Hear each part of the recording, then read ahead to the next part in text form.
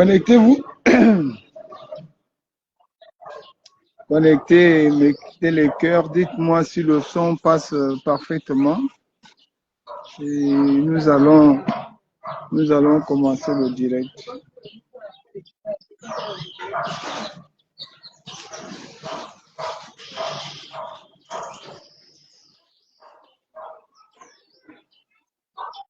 Connectez-vous. Dites-moi si le son passe parfaitement. Nous allons commencer le direct. Ce ne sera pas un direct long. Hein? Nous allons juste faire un petit bilan hebdomadaire.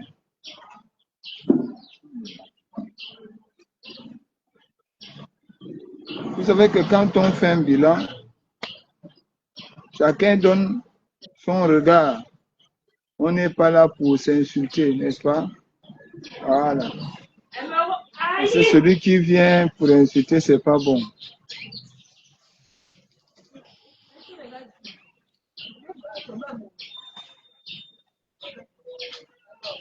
Nous commençons dans à peu près 5 minutes, plutôt à peu près 15 secondes. Nous aurons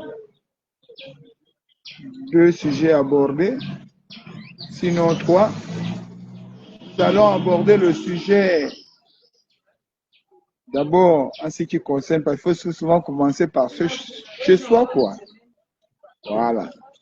Nous allons d'abord aborder le sujet lié au véritable problème d'aujourd'hui, c'est-à-dire la taxe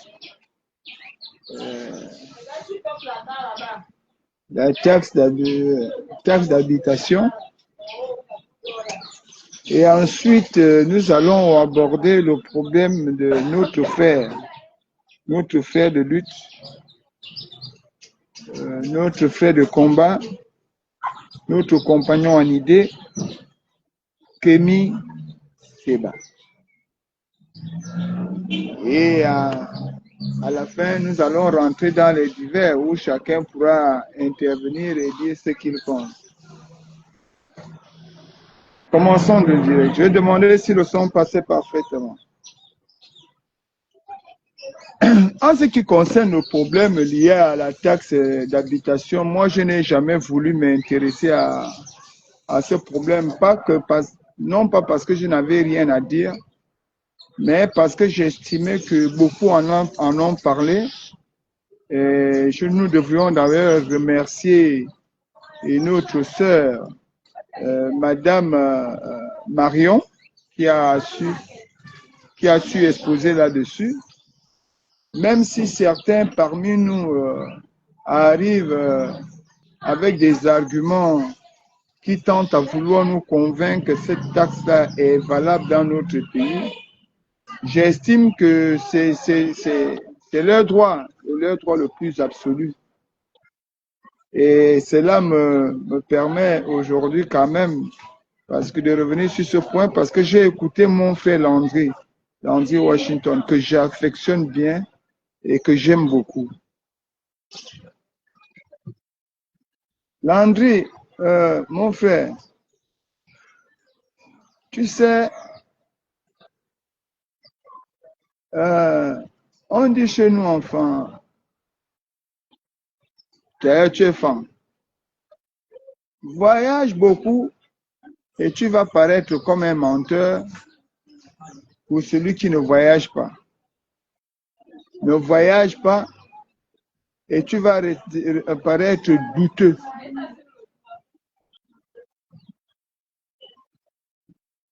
Oui, vous payez les taxes d'habitation en France, aux États-Unis, à New York. Mais quand tu fais la comparaison entre New York, États-Unis, Florida et Texas, machin, quand tu fais... Oui, Eloge, bonjour. Quand tu fais la comparaison, est-ce que le Gabon se ressemble aux États-Unis? Parce que parfois, quand on veut discuter d'une chose, mon frère, il faut le bon sens. Le tout n'est pas de chercher à plaire. Le tout, c'est le bon sens. Parce que moi, je pense que Le président Oligui aussi a besoin de ça. Il peut avoir des idées, mais il a besoin que certains l'orientent. Aux États-Unis, vous payez les taxes de l'eau, vous payez les taxes d'électricité, vous payez les taxes de gaz. Mais mon frère, est-ce que tu as vu le Gabon et les États-Unis? Quand tu vois ces deux pays-là, les deux pays-là, ça se ressemble. Les deux pays-là ne se ressemblent pas. Les Américains ont déjà tout fait pour leur pays. Merci beaucoup, Éloge. Ils ont conçu le pays. Ils ont tout fait. Il te suffit de regarder les artistes américains. Les artistes américains, vous avez comme l'impression que c'est un style. Non. Ils ont déjà tout vu. Donc, ils cherchent à faire quelque chose qui soit exceptionnel. Vous allez voir les artistes américains se déshabiller sur le podium, marcher avec les pantalons au-dessus des fesses. Non, ce sont des gars bien cultivés, mais ils le font pourquoi? Parce qu'ils ont déjà tout vu. Et ils peuvent déjà se permettre de faire un certain nombre de choses. Le gars qui prend le pouvoir aux États-Unis, lui, il ne prend pas pour construire le pays. Il prend certainement pour restructurer le pays, mieux l'organiser et trouver d'autres méthodes de vie qui peuvent permettre à l'Américain de penser plus haut. Les Américains pensent même déjà aujourd'hui avoir les motos sans roues, les voitures qui volent. Mais nous, on n'est même pas encore à ce niveau. Tu arrives en France, tu veux faire la comparaison en France, oui, ça se paye. En France, on parle de taxes d'habitation, logement vacant, logement occupé. Mais il faut d'abord construire le pays. Il faut d'abord construire le pays. Mais ce que nous constatons et que nous avons d'ailleurs déploré avec Ali, on a condamné ici quand Ali cassait les maisons partout, partout. C'est ça que nous applaudissons aujourd'hui. Nous l'applaudissons en pensant que nous aidons le président Oligui, mais on ne l'aide pas. On s'aide nous-mêmes parce que nous faisons dans la politique de la flatterie. Comme ça, Oligui va nous trouver quelque chose. Pour nous, se battre ici, politiquement, c'est de flatter Oligui. Mais à la fin, lorsque nous allons arriver à la fin et que le peuple va contester Oligui, beaucoup seront appelés à applaudir contre les Gabonais comme on les a. Beaucoup seront heureux d'applaudir contre les Gabonais comme en 2016. Parce que c'est vers ça que nous avançons. Je vous ai dit ici que si tu as un ami à toi, tu quittes ici, tu vas au Vendo avec ton ami. Entre là où vous êtes au Vendo, tu marches avec ton ami sans prendre le taxi et que ton ami ne te conteste pas même, ne te conteste même pas une seule fois. Ce n'est pas ton ami. C'est toute autre chose. Ce n'est pas, tu vas chercher un autre ami. Parce que ce n'est pas parce qu'on conteste quelqu'un qu'il est forcément dit qu'on ne l'aime pas. Landry, les Gabonais n'ont même pas de maison. Hein, mon frère Washington, les Gabonais n'ont pas de maison. Hein. Il y a des Gabonais qui vivent dans les maisons Chikachia. Il y a des Gabonais qui vivent dans les maisons. Regarde-moi, je dors. Il y a des Gabonais qui vivent dans les maisons, dans des maisons, ne bouge pas, tu tombes. Ces maisons-là, ces Gabonais-là, ils vont payer la taxe de quoi? La taxe de Chikachia, la taxe de tu dors, je vois, la taxe de tu parles, tu tombes. C'est de ce dont il est question. On ne vous demande pas de créer la politique. On n'est pas encore au niveau de créer un système de politique sorti de l'espace. Non. Nous sommes dans la situation où il faut d'abord regarder, résoudre le problème des Gabonais au quotidien. Mbolania David, je vais te l'envoyer. Nous voulons les problèmes des Gabonais au quotidien. Quel est le problème du Gabonais aujourd'hui? Mais la maison dont tu parles, le Gabonais veut une maison, il veut habiter dans une maison décente. Il ne l'a pas. Mais vous parlez de taxes. Le Gabonais, aujourd'hui, il veut manger à sa faim. Il n'a pas. Mais vous parlez de taxes. Le Gabonais n'arrive même pas à se soigner parce qu'il n'a pas l'argent.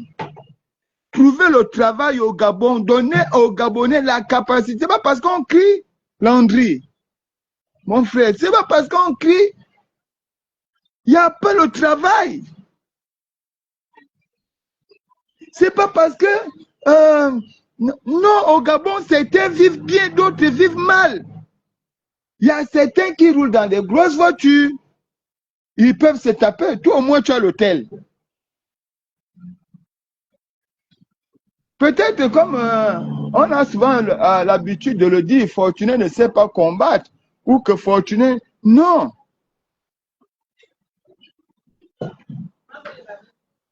Chaque chose dans la vie. Moi, j'ai vu quelqu'un présenter une vidéo récemment. Il a montré la vidéo où le président Oligui était en campagne. Et le président, dans cette vidéo-là, effectivement, il annonce l'arrivée de la taxe d'habitation. Mais dans quel contexte le peuple applaudit? Dans quel contexte?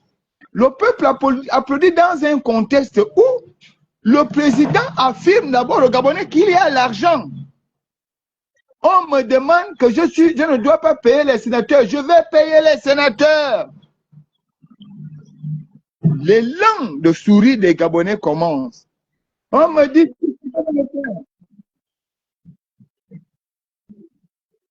Je suis en direct, s'il vous plaît.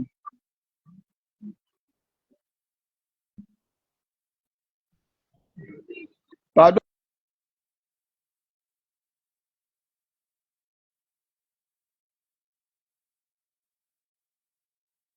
Excusez-moi, n'appelez pas, je suis en direct. S'il vous plaît, pardon. Pardon. Les Gabonais applaudissent à cet instant parce que le discours de départ est ce qui les réjouit. Et ensuite, le président se retourne. Il dit, regardez même ceux qui sont là, ils ont les maisons en France. Ils payent les taxes d'habitation. Nous pouvons le faire ici. Le Gabonais ne voit pas le président lui dire que c'est lui qui va payer la taxe.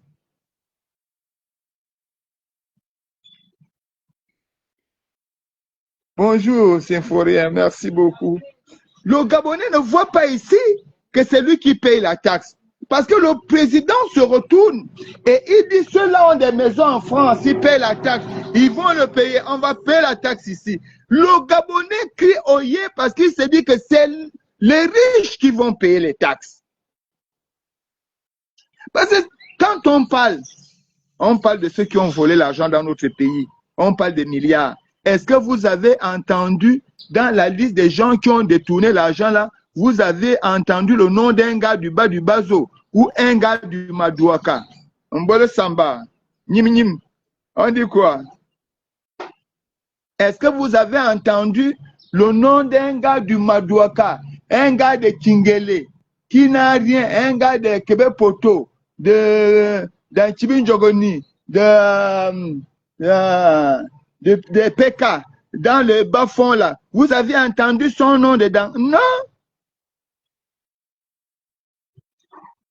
C'est vrai, le président, parce que quand le président émet un projet de société, il met tout ce qu'il estime bien. Maintenant, le Parlement doit venir regarder à l'intérieur ce qui peut être fait à court, à moyen et à long terme. Le président a dit qu'on peut prélever la taxe d'habitation. Oui, ok. Bon, comment on peut faire? On essaie d'abord de préparer le peuple à l'accepter, en aidant le peuple à avoir des logements décents. Si on prend dans le cas, mon frère, on prend dans le cadre de la taxe d'habitation logement occupé. Mais quand on demande les taxes d'habitation aux gens à qui on a donné les maisons en zone, puisqu'ils ont été logés par l'État, ils vont payer la taxe. Si on parle de la taxe logement vacant, mais les grands types là, ils ont des maisons ici, des immeubles ici et tout, mais on prélève chez eux. On veut même pousser le Gabonais à avoir peur de construire. C'est-à-dire que le Gabonais, lui, il cherche l'argent pour construire, mais on lui dit que le jour où tu construis la maison, tu vas payer la taxe. Le Gabonais a même peur de construire. Parce que même pour construire, il doit faire les mains et les pieds. Mais on lui dit même que non seulement tu ne peux pas construire, malgré les efforts que tu fais, mais le jour où tu vas essayer de construire, tu vas venir payer la taxe. Où est la politique d'encouragement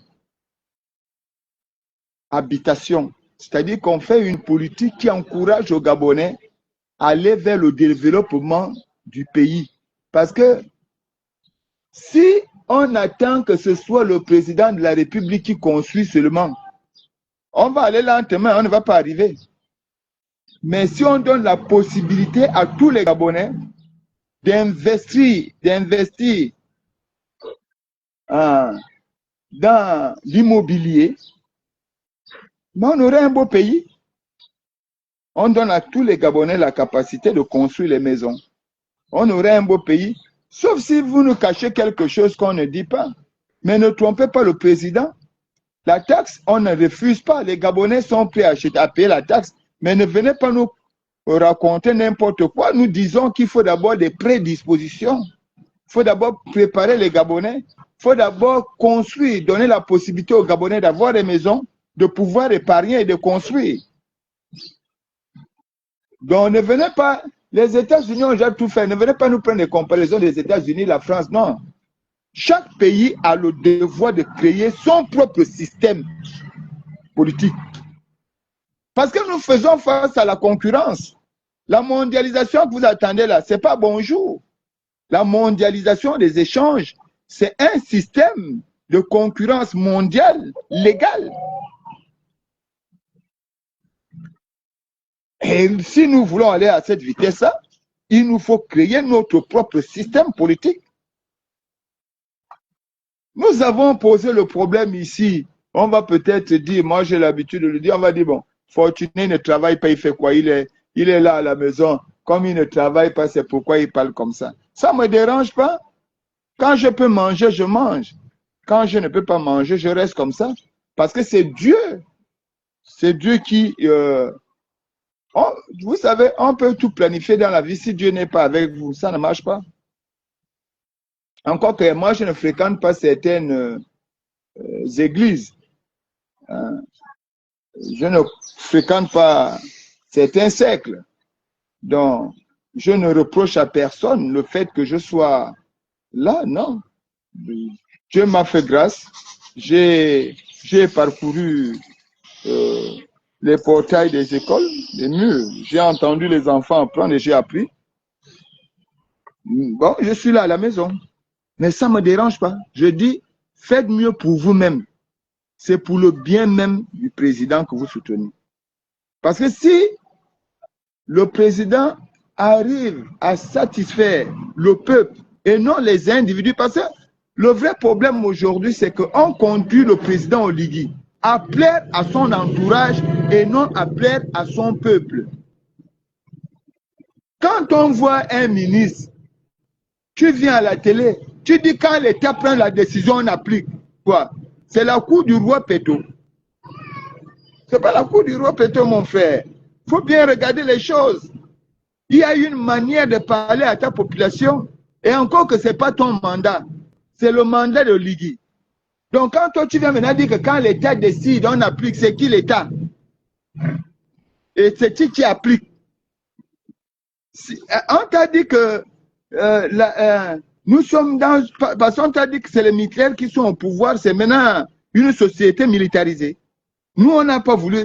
Moi, je n'ai jamais voulu aller dans l'armée parce que je ne veux pas qu'on m'impose quoi que ce soit.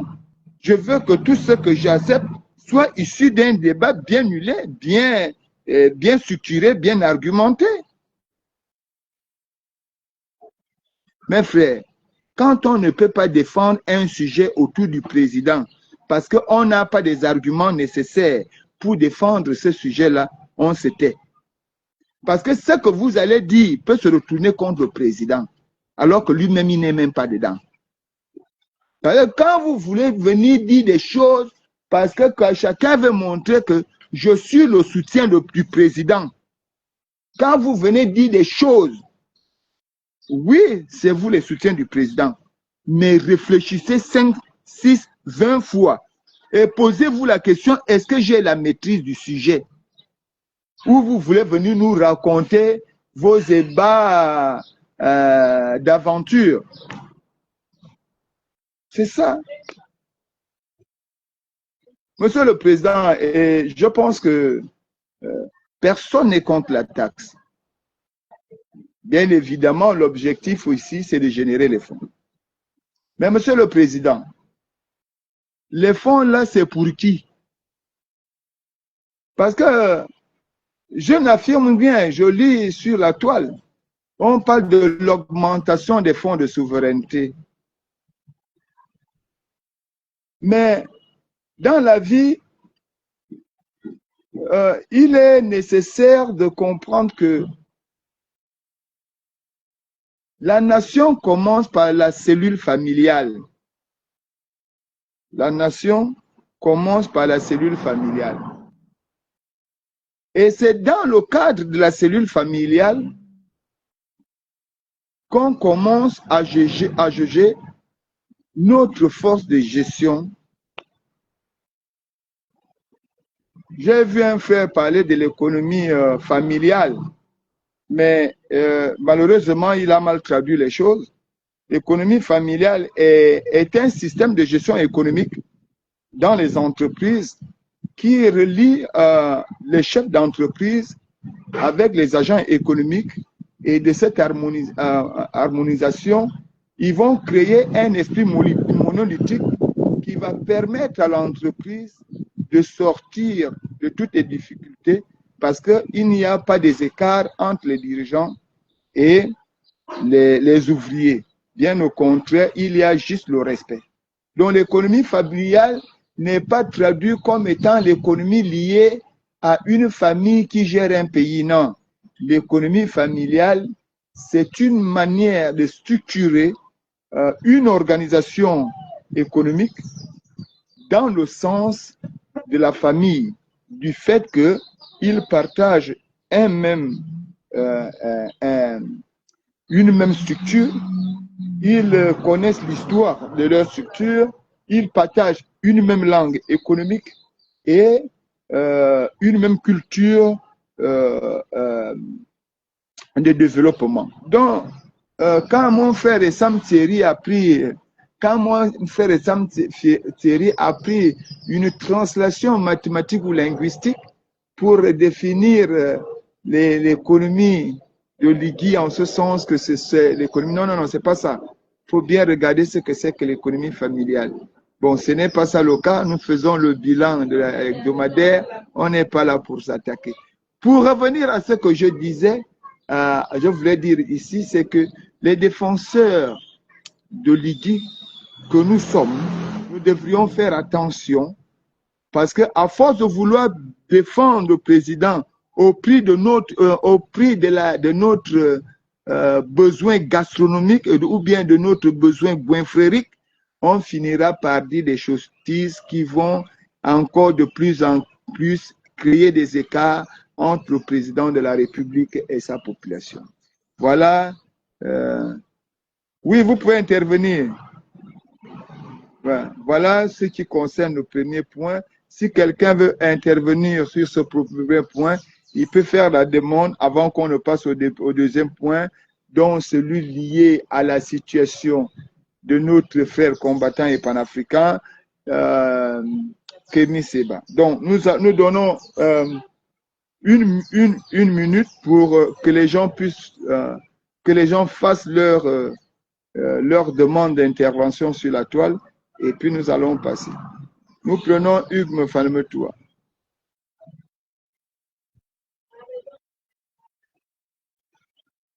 On attend Hugues a accepté.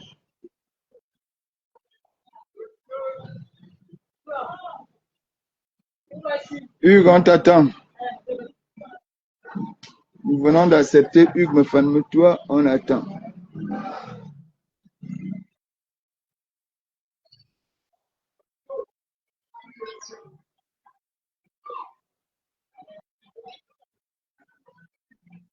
Hugues, c'est toi qu'on attend.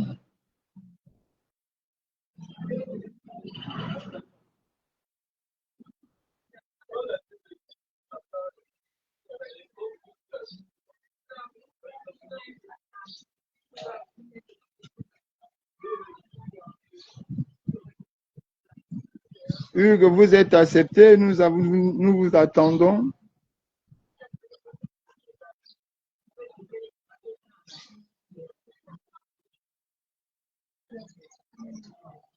Échec de connexion. Nous allons retenter.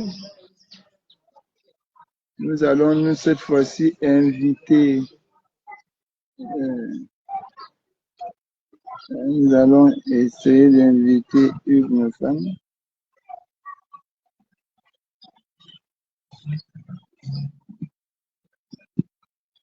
Cédric Paten Ngouma.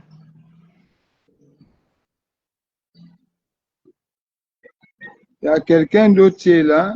Hugues, attends d'abord. Moi, je vais te faire la demande. Nous attendons d'abord.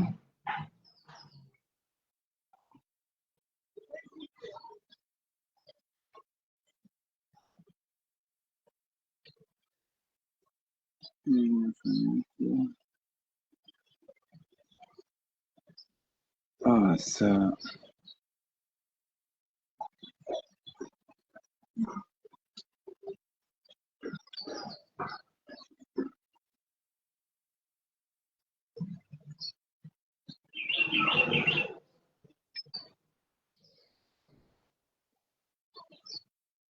Échec de connexion.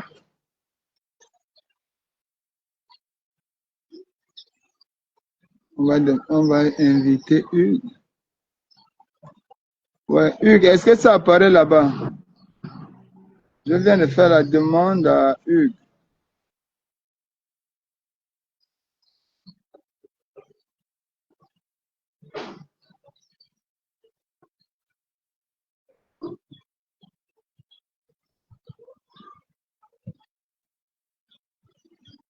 Parce que, Hugues, je t'ai fait la demande, hein. Nexan Minta et Jeanne-Marie.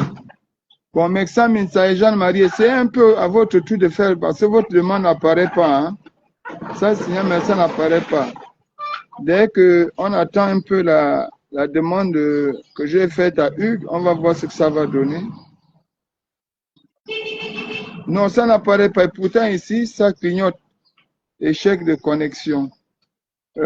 Essayez de faire la demande. Quelqu'un d'autre avec, il y a Minta qui avait demandé.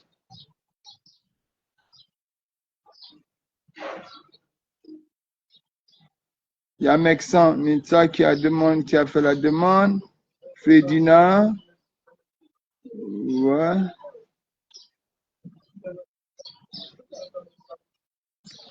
Bon, essayez de faire les demandes. On va lancer, on va continuer parce que ça va prendre du temps.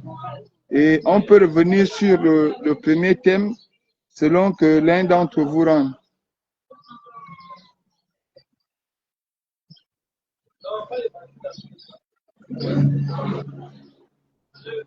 Alors, nous allons aborder le deuxième point. Oui, oui, Mexan, parce que je voyais ta demande. Donc, c'est la demande de Hugues qui n'arrivait pas à se connecter. On va revenir dessus Si au cours du direct, quelqu'un peut revenir sur ce point, on va continuer sur l'autre point. Bon, pour revenir au point, parce que j'ai eu beaucoup d'interventions, j'ai fait la publication le matin et sur cette publication, il y a eu plusieurs intervenants. Je retiendrai l'intervention d'un de mes petits frères qui, selon lui, il ne comprenait pas le sens que je donnais à la solidarité africaine. Moi, je vais d'abord rappeler une chose. Si nous sommes pour que certains pays de notre continent souffrent, acceptons aussi des migrations sauvages et meurtrières de certains de nos frères. Vous savez, si vous ne voulez pas être dérangé chez vous, permettez à vos voisins de vivre à l'aise.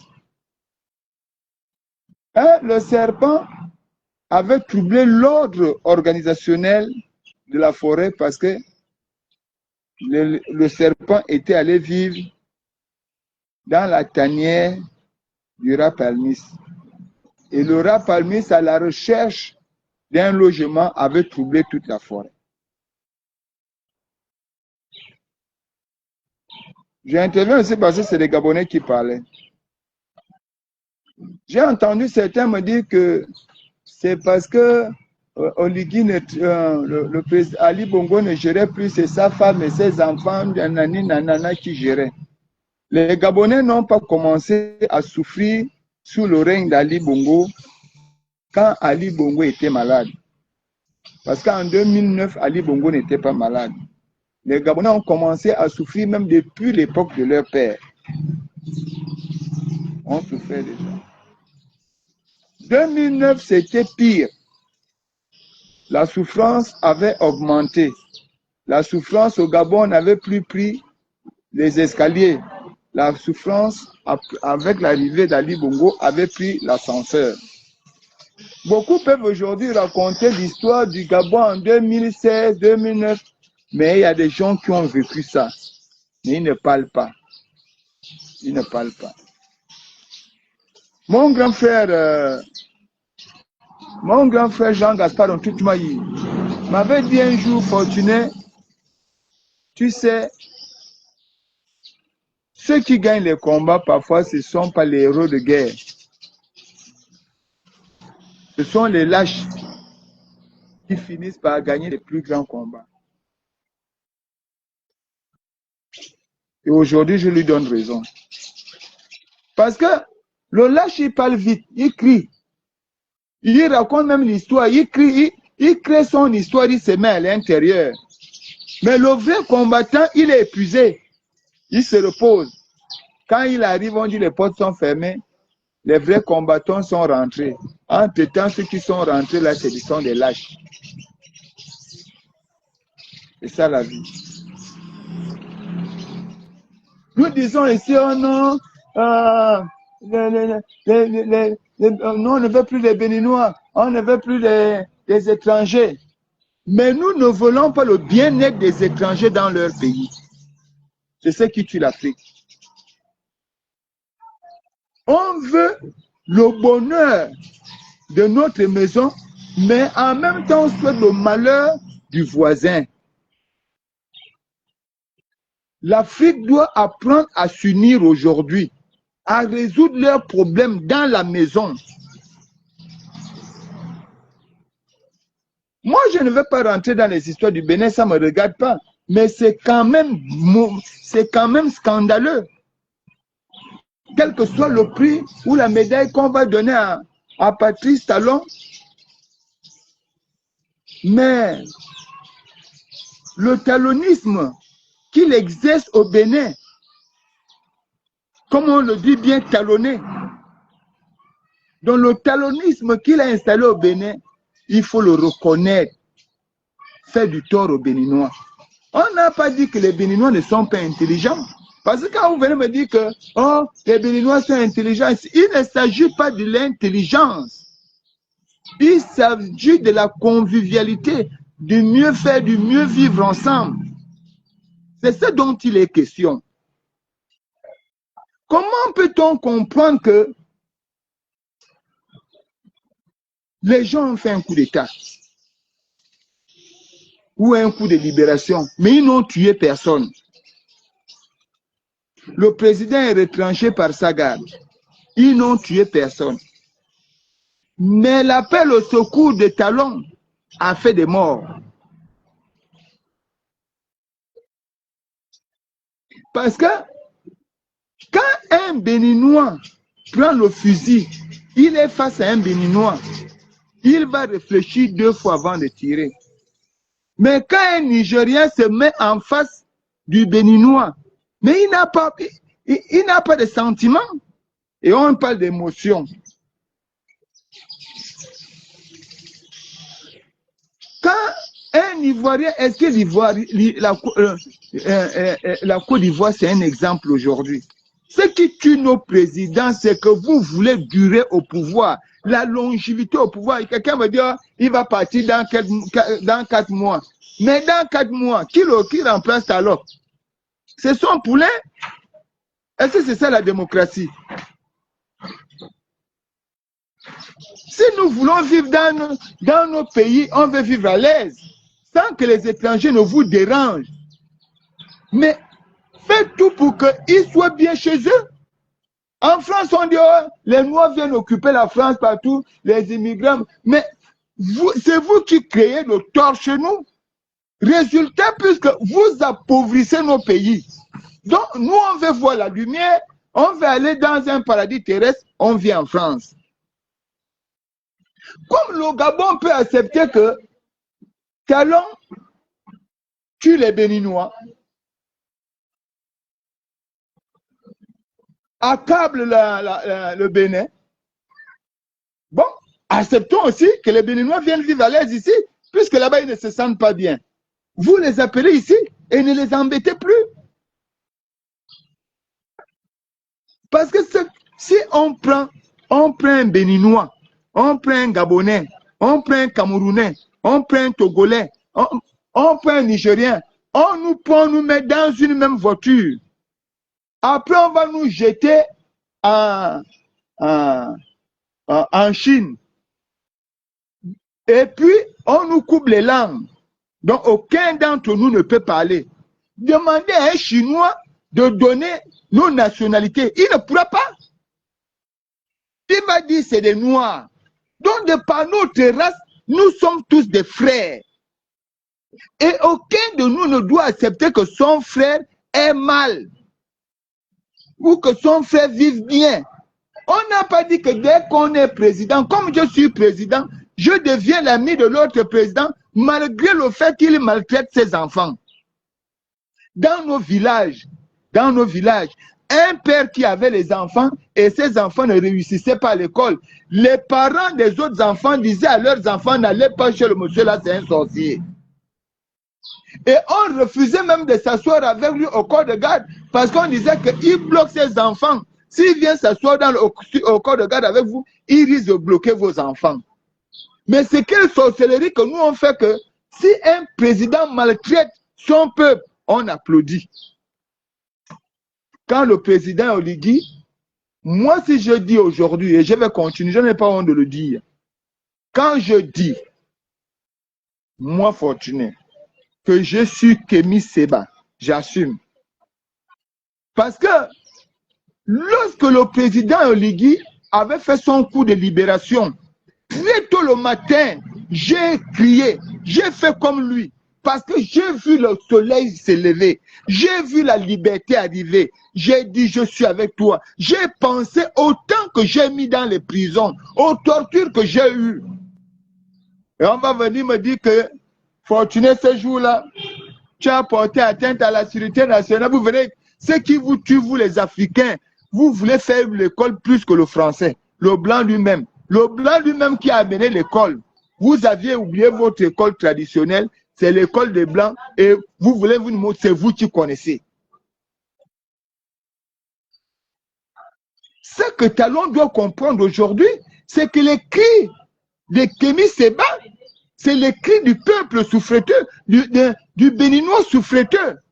Et que sa politique n'était pas bien. Il faut revenir, il faut changer de méthode politique. Parce que Kémy Séba n'a nullement l'intention d'être candidat. La preuve, est-ce qu'il a déposé la candidature? Non. C'est qu'il doit comprendre que si mon enfant pleure, c'est qu'il y a un problème. C'est ce que je dois résoudre. Parfois, je me dis même que les gens qui viennent souvent parler dans la terre, vous avez les enfants. Quand ton enfant pleure, c'est que ça ne va pas. Le tout n'est pas de le jeter. Le tout, c'est de prendre ton enfant, discuter avec lui, essayer de comprendre afin de résoudre le problème. C'est à Talon de réfléchir. Premièrement, Talon doit comprendre que lui qui disait qu'il a une armée forte, son armée est bien préparée, son armée est bien équipée, son armée, il vantait les mérites de son armée. Aujourd'hui, c'est son armée qui lui fait un coup d'État. Il doit alors comprendre qu'il y a un problème.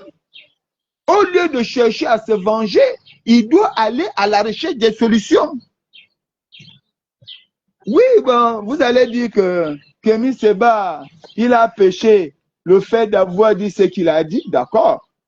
Mais que pensez-vous de la France qui est intervenue, qui marche dans Cotonou, comme s'ils étaient à Paris? Même à Paris, les Français ne marchent pas comme ça. La France est venue vous démontrer que l'armée béninoise n'est pas une armée souveraine.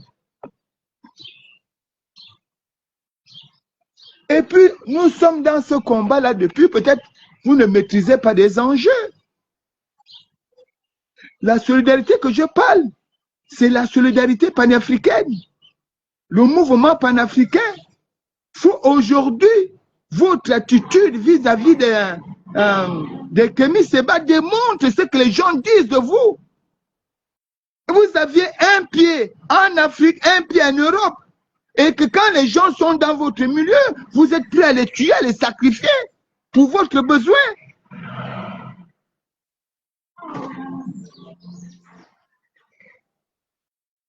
C'est ce dont il est question. Qu'est-ce qui donne à Talon le droit? J'entends quelqu'un dire non, on peut le faire. Hein, ça existe. Qu'est-ce qui donne à Talon le droit de dire à Kémy Séba, tu n'es plus béninois? C'est lui qui a le titre foncier de la nationalité béninoise. C'est lui Dieu. Nous revenons des cieux. Quand Dieu nous a créés, il nous a donné à chacun d'entre nous une nation. Personne ne peut te défaire de cette nation parce que les marques, les signes, les empreintes de cette nation sont en toi. Alors, Talon, donc quand il enlève, il dit que Kémy Séba n'est plus béninois. D'accord? Tu le poursuis maintenant, pourquoi? Pourquoi lancer encore un mandat d'arrêt contre lui? Puisque tu ne le connais pas, il n'est pas béninois. Bon, il a quel problème avec toi? Dans quel droit, toi, tu vas encore lancer un mandat d'arrêt contre lui? Voilà l'absurdité de certains présidents, parce que les présidents africains ne savent pas que même le haut, quand tu as acheté une chemise,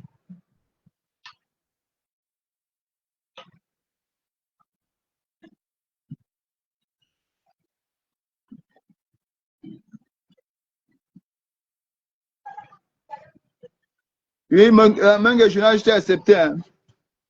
Même quand tu achètes ta propre chemise, je dis ta chemise, au bout de 1 an, tu n'as plus envie de porter cette chemise-là parce que tu l'as tellement portée. Je dis bien au bout de 2 ans, même 6 mois. Parce que quand quelque chose devient maintenant monotone, on ne l'apprécie plus. On n'apprécie plus la chose. Mais vous, les présidents africains, quelqu'un veut durer au pouvoir. Les gens vont t'aimer, ils finiront par se lasser de t'aimer.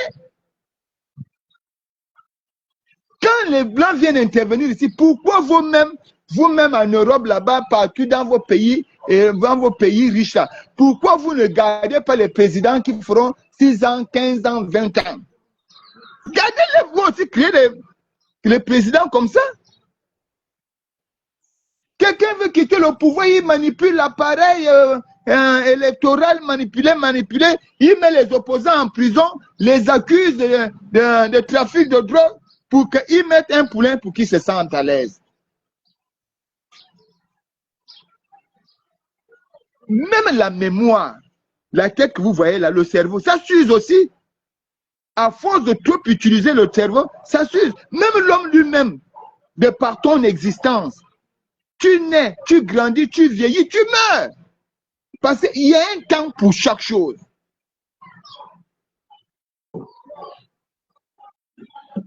Mais quelqu'un, il veut être président toute une vie jusqu'à la mort. Mais essaye d'exercer ton pouvoir présidentiel pendant un temps et tu quittes. Tu veux un peu écouter si les gens t'ont aimé. Regarde, Ali maintenant, il a fallu qu'on chasse Ali. Il est maintenant en France. Il n'essaie même pas d'écouter les informations du Gabon ou de prendre les nouvelles du Gabon. Il est là, il court maintenant, il veut revenir. Il se défend, mon pouvoir, mon pouvoir. Non.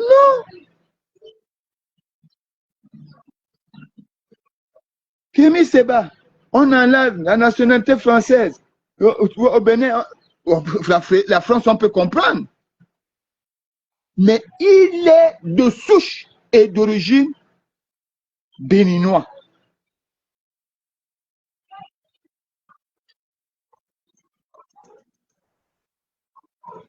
Oui, on va d'abord lire mon frère. On veut bien regarder tes lives. Attends.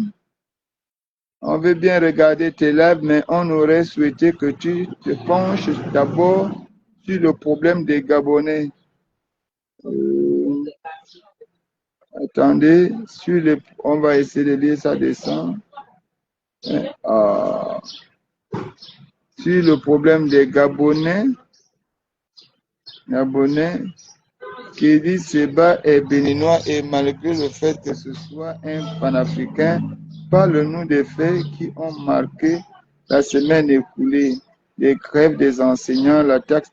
Bon, en fait, peut-être tu n'as pas suivi, on avait déjà parlé, tu es arrivé après, on a parlé de la taxe d'habitation, certainement pas la grève des enseignants. J'avais déjà logiquement parlé, je te comprends, j'avais logiquement parlé de la grève des enseignants. Et surtout en ce qui concerne le nombre d'enseignants tombés dans les salles de classe tout au long de cette semaine, je n'ai pas trouvé utile de revenir là-dessus parce que j'ai pris toute la semaine pour en parler. Tu peux aller regarder mes lives et certaines mes publications. Aujourd'hui, j'ai consacré le bilan de la semaine sur 2 points, à savoir le point lié à la taxe d'habitation que j'ai de manière bref survolé, et ensuite le problème lié sur celui de Kémy Séba. Bien évidemment, je tiens à te signaler ici que le problème n'est pas le fait que Kémy Séba soit béninois, parce que je ne m'adresse pas ici en tant que Kémy Séba béninois. Je défends ici un frère africain avec qui je partage les mêmes idées, avec qui nous avons partagé et nous nous sommes accordés tout au long de ce combat.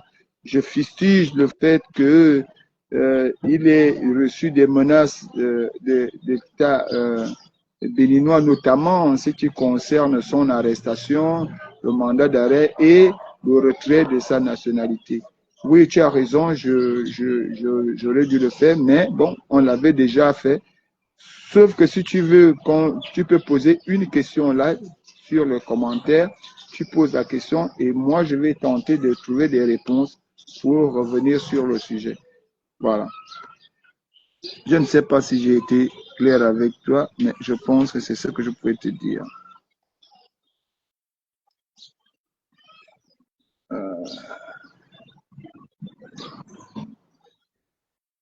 Donc, même même ta nourriture. Si on te donne le poulet du 1er jusqu'au 30, tu vas te lasser de ça. Donc nos présidents africains aujourd'hui doivent comprendre qu'ils doivent faire 2 mandats. Après, ils partent pour essayer d'évaluer le jugement des gens. Et ça ne va même pas t'embêter parce que quand tu vas là, si Ali serait allé en retraite politique en 2016, du fait qu'il était malade, je pense qu'on ne devait même pas arriver à faire tout ce qu'on a fait là. Mais parce qu'on veut défendre. Et c'est la raison pour laquelle les présidents africains ne font pas un effort de satisfaire le peuple. Parce qu'ils estiment qu'à un moment donné, ils peuvent réagir par la force militaire et faire en sorte que le peuple soit toujours assujetti. Donc, moi, c'est ça que je fustige. Je pense que pour nous, ce qui est de notre frère, le président béninois, dont Patrice Talon, doit avoir la maturité morale et intellectuelle de reconnaître qu'il a fait une faute et que ce n'est pas en se comportant comme il se comporte là qu'il va retrouver l'honneur dont il convoite toujours, mais bien évidemment en ayant un sursaut de grandeur sur la population béninoise, car on dit qu'on reconnaît un grand esprit par sa capacité à maîtriser les petits esprits, qu'il redonne la nationalité à Kémy et il retire sa plainte. Kémy Séba a réagi comme tout homme et qu'il comprenne qu'il était du mauvais côté de l'histoire. Il est grand temps qu'il change de choses.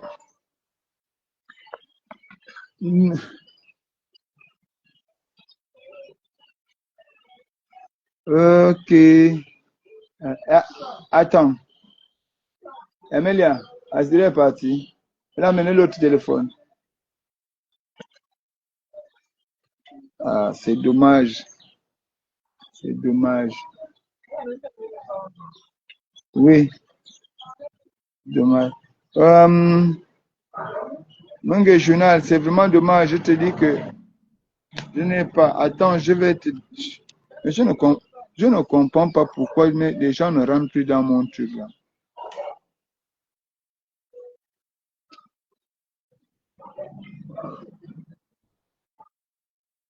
Mange Journal, cette fois-ci, c'est moi qui te fais la demande.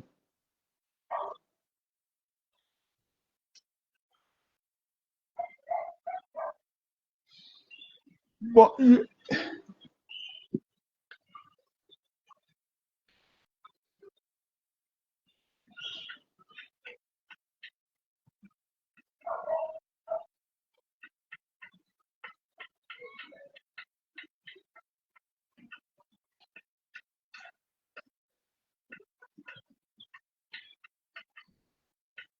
bon, mon nom. Je ne peux pas me pencher sur l'histoire de la route étant ici. Ce que je peux faire, c'est que on filme, on fait un direct en montrant l'état de route.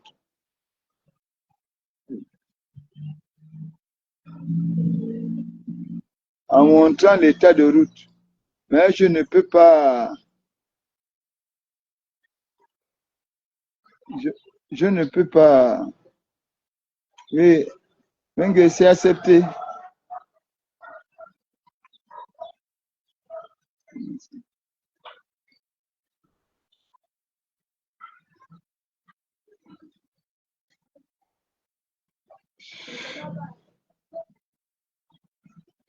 Bon, apparemment, j'ai un problème, un souci avec mon frère. Ça ne fait plus rentrer des gens. Nous allons devoir nous quitter. Bon, ou bien ce sont nos frères qui font ça.